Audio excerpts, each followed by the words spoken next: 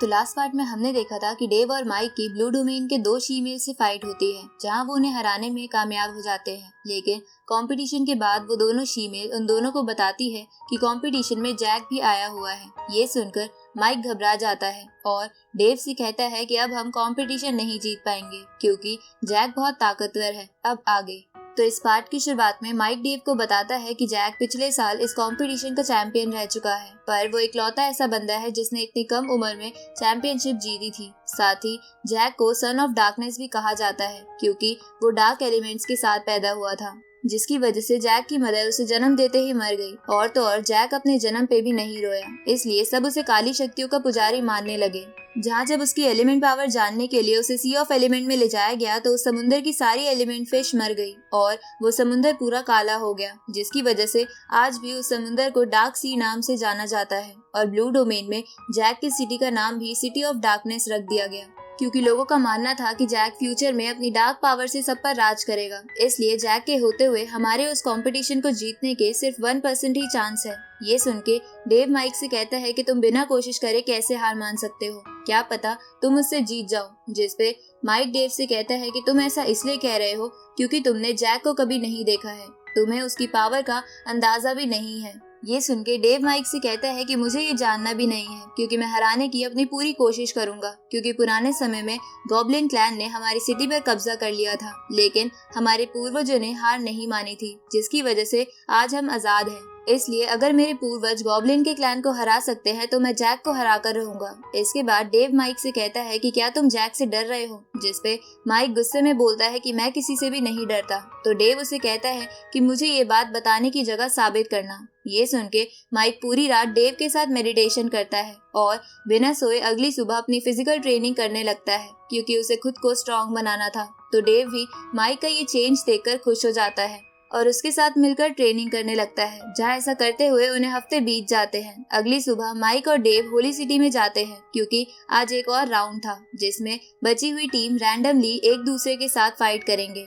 अब फाइट के बारे में सोचते हुए माइक डेव से पूछता है कि अगर हमारी फाइट जैक की टीम से हुई तो क्या तुमने कोई प्लान बनाया है, जिस पे डेव कुछ नहीं कहता क्योंकि वो तो उन पैसों का हिसाब लगा रहा था जो उन्हें इस कंपटीशन में यहाँ तक पहुँचने के लिए मिलने वाले थे। ये सुन के माइक हैरान हो जाता है और उसे बोलता है कि मैं इतने काम की बात कर रहा हूँ और तुम पैसों के बारे में सोच रहे हो। अब वो दोनों होली सिटी के नोटिस बोर्ड के पास जाते हैं जहाँ पहले से ही लोग खड़े थे, जो माइक और डेव को देखकर उनके लिए रास्ता बना देते हैं क्योंकि इस कंपटीशन में यहाँ तक पहुँचने की वजह से माइक और डेव होली सिटी में बहुत फेमस हो गए थे। साथ ही लड़कियां माइक को चाहने भी लगी थी। अब डेव और माइक उस नोटिस बोर्ड को देखते हैं जहाँ डेव की पिक्चर देखकर माइक जोर जोर से हंसने लगता है क्योंकि वो बहुत अजीब था, पर तभी बाकी लोग माइक की पिक्चर देखकर हंसने लगते हैं क्योंकि वो पिक्चर तो उससे भी बेकार थी। ये देखकर माइक उन सब पर गुस्सा करता है। तभी माइक उस वॉरियर को देखता है जो उस पर जोर जोर से हंस रहा था। इसके बाद वो वॉरियर माइक से कहता है कि जब हम दोनों एरेना में मिलेंगे तो मैं तुम्हें मसल के रख दूंगा। ये सुन के माइक हंसते हुए बोलता है कि बेवकूफों की तरह दिन में सपना देखना बंद कर दो। ये सुन के उस वॉरियर को गुस्सा आ जाता है। तभी वहाँ एमा आ जाती है, जिसे देखकर वहाँ खड़े सभी लोग जोर जोर से उसका नाम पुकारने लगते हैं। अब एमा माइक से कहती है कि तुम ऐसे क्यों झगड़ रहे हो, जिस पे माइक एमा से कहती है कि शुरुआत तुम्हारे इस टीममेट ने की थी। तो एमा माइक से कहती है कि अगर तुम्हें सच में लड़ना है तो हम तुम्हें एरेना में मिलेंगे और वहीं पर तुम मुझे अपनी एबिलिटी दिखाना और मैं होप करती हूँ कि तुम मुझे निराश नहीं करोगे। अब एमा वहाँ से जाने लगती है, जिसे देखकर वहाँ खड़े लोग जोर जोर से उसका नाम चीखते हैं। इधर माइक बोलता है कि एमा ऐसा बिहेव क्यों कर रही है, जिस पे डेव उसे बताता है कि वो ऐसा ही करेगी क्योंकि वो कंपटीशन की करंट रैंकिंग में टॉप 6 पर है। इसके बाद डेव माइक से कहता है कि इस कंपटीशन में अब कोई भी वीक नहीं बचा है क्योंकि कंपटीशन में बचे हुए लोग एलिमेंटल पावर के लेवल 7 पर है, जबकि हम 6 पर।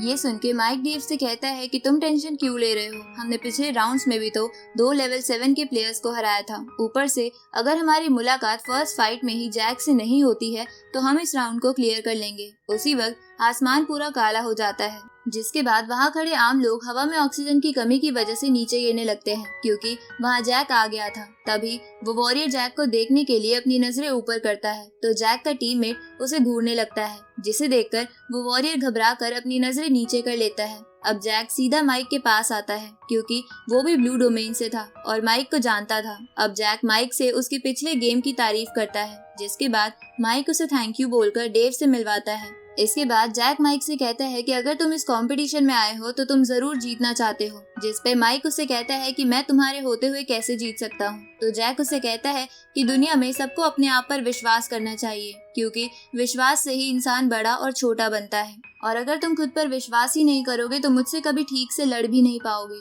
ये सुन के माइक सोच में पड़ जाता है। तो जैक उसे कहता है कि तुम्हें लगता है कि मैं यंग जनरेशन में सबसे ताकतवर हूँ, पर ऐसा नहीं है, क्योंकि मेरे ऊपर भी एक बंदा है जो बहुत ज्यादा ताकतवर है और उसकी कल्पना भी करना पॉसिबल नहीं है। ये सुन के डेव चौंक जाता है, जिसके बाद डेव माइक का हौसला बढ़ाने के लिए उसे कहता है कि वो मेरा आइडल है और मैं उससे ताकतवर बनना चाहता हूँ, इसलिए तुम्हें भी खुद को कमजोर ना समझकर करेज से दूसरों का सामना करना चाहिए। इसके बाद जैक वहाँ से जाने लगता है। इधर डेव माइक से कहता है कि जैक सही कह रहा है, अगर तुम उसे अपना आइडल मानते हो तो तुम्हें उसे हराना ही होगा।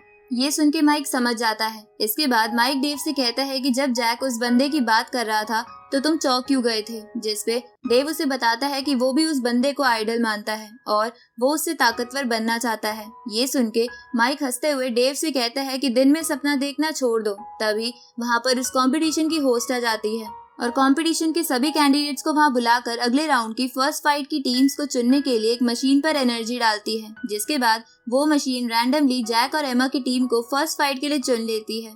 ये देखकर माइक बोलता है कि अब मुझे उस वॉरियर को पिटते हुए देखने में मजा आएगा। तो डेव कहता है कि हम एमा के बारे में ज्यादा कुछ नहीं जानते, इसलिए हमें ज्यादा कुछ नहीं कहना चाहिए। ये सुन के वहाँ खड़े दो कपल्स डेव को एमा के बारे में बताते हैं, क्योंकि वो दोनों एमा की सिटी से ही थे। अब वो डेव को बताते हैं कि एमा सिटी की टॉप 3 फैमिलीज की एक मेंबर है, साथ ही वो एक साध्वी भी है, जिसकी वजह से वो शादी नहीं कर सकती और साध्वी को शुरू से ही ट्रेनिंग दी जाती है क्योंकि उनका ब्लड बहुत साफ होता है। ऊपर से एमा तो बहुत ब्यूटीफुल भी है, जिसने अपनी पूरी लाइफ पावर के लिए डेडिकेट कर दी। ये सुन के डेव समझ जाता है कि इन्हीं चीजों की वजह से सभी लोग एमा को पसंद करते हैं। अब वो राउंड स्टार्ट होता है जहाँ लूका और बाकी व्यूअर्स आ गए थे, जिसके बाद एमा और जेक की टीम भी एरेना में आ जाती है और होस्ट मैच स्टार्ट कर देती है। जिसके बाद एमा अपनी लोटस टेक्निक बाहर निकाल लेती है और वो वॉरियर अपनी बीस्ट फॉर्म में आ जाता है। ये देखकर माइक डेव से कहता है, लगता है ये वॉरियर इस बीस्ट फॉर्म की हाईएस्ट लेवल पर पहुंच गया है। इस तरफ हम जैक की टीम को देखते हैं, जहां जैक बिल्कुल शांत खड़ा था और उसकी टीममेट फाइट के लिए तैयार थी। अब वो वॉरियर उनकी तरफ बढ़ता है तो जैक की टीममेट